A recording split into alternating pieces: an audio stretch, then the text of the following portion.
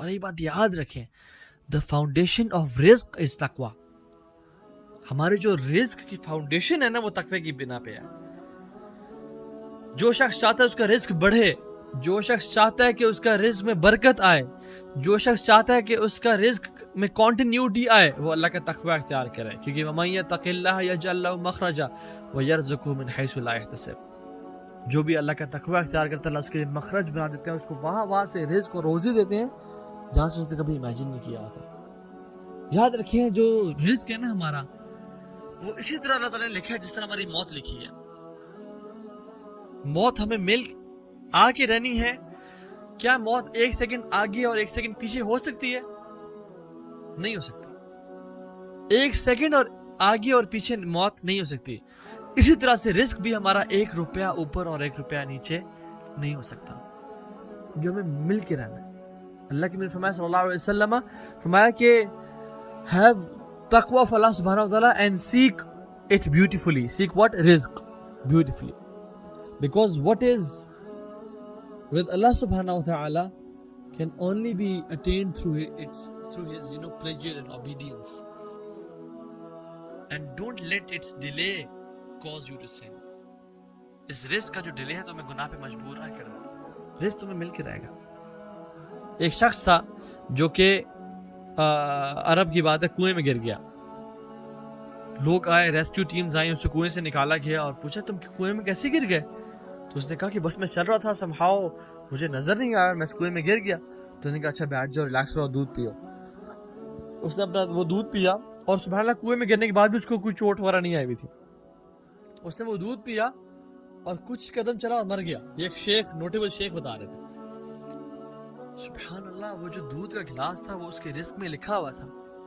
جب تک اس نے پی نہیں لیا وہ مرا نہیں ہے, حالانکہ اس سے پہلے وہ کنویں میں گرا. وہ رزق اسے مل کے رہا.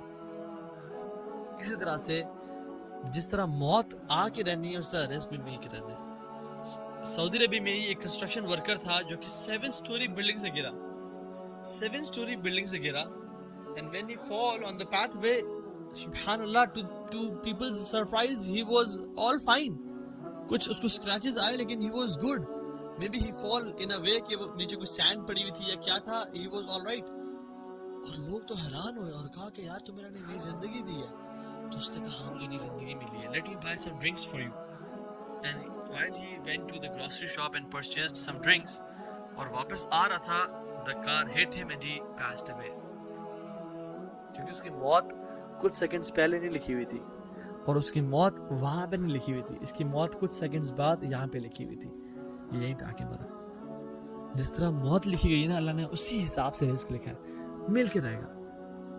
تو اللہ کا تقوی اختیار کریں اور حرام مینز کو نہ یوز کریں رزق کو حاصل کرنے کے لیے. اور یہ بات یاد رکھیں, ایک بندہ جو گناہ کرتا ہے اور پھر اس پہ بار بار روتا ہے وہ متقی نہیں ہے.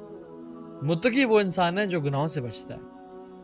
گناہ کر کے اس پہ آنسو بہانا یہ تقوی نہیں ہے, یہ توبہ ہے. لیکن گناہ نہ کرنا اور گناہوں سے بچنا اور اپنی حد تک استطاعت کرنا اور کوشش کرنا, this is تقوی. اللہ کے نبی صلی اللہ علیہ وسلم نے ہمیں بہت ساری دعائیں بھی سکھائیں تقوی کو حاصل کرنے کے لیے, اور میں آپ سے ان میں سے کچھ ذکر کر لیتا ہوں. نمبر 1 is اللہم آتی نفسی تقواہا, اے اللہ میرے نفس کو تقوی دے. وَزَكِّهَا أَنْتَ خَيْرُ مَنْ زَكَّاهَا, اور اس کا تزکیہ کر دے تو بہترین تزکیہ کرنے والا ہے. أَنْتَ وَلِيُّهَا وَمَوْلَاهَا, آپ اس کے ولی ہیں اور آپ اس کے مولا ہیں. ٹھیک ہے, ایک اور دعا, اللہم انی اسألک الہدی والتقی والعفاف والغنی, کہ اللہ میں آپ سے سوال کرتا ہوں ہدایت کا, تقوی کا, عافیت کا اور غنی ہو جانے کا.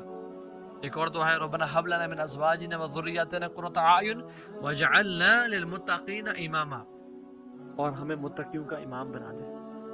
ایک اور دعا ہے, اللہم انی اسألک عیشۃ تقیہ ومیتۃ سویہ ومراد غیر مخرن, اے اللہ میں آپ سے سوال کرتا ہوں ایسی زندگی کا جو کہ تقوی سے بھری ہوئی ہو, تقوی والی زندگی کا سوال کرتا ہوں. ومیتۃ سویہ, اور ایسی موت کا سوال کرتا ہوں جو بڑی سموتھ ہو اور ہر مشکل سے پاک ہو.